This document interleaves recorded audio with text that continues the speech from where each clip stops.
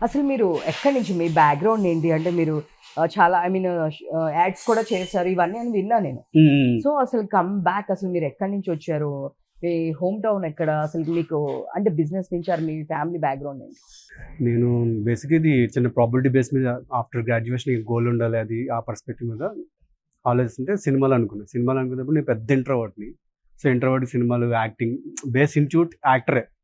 పెద్ద లైక్ కాలేజ్‌లో, స్కూల్‌లో స్పెషల్‌గా చూడడం, హీరో, హీరో అనడం, యాక్టర్స్‌తో పాజిటివ్ ఇవన్నీ చేసేవారు. సో, తెలియకుండా మైండ్‌లో ఏదైతే హ్యా హీరో అయిపోదాం, స్టార్ అయిపోదాం ఇవే ఉండేవి.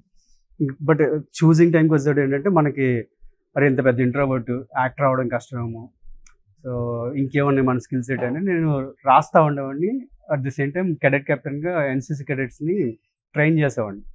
సో, పీపుల్ హ్యాండ్లింగ్ స్కిల్ ఉంది, రైటింగ్ స్కిల్ ఉంది. So, I can be a director అని డైరెక్షన్‌లోకి దూకా.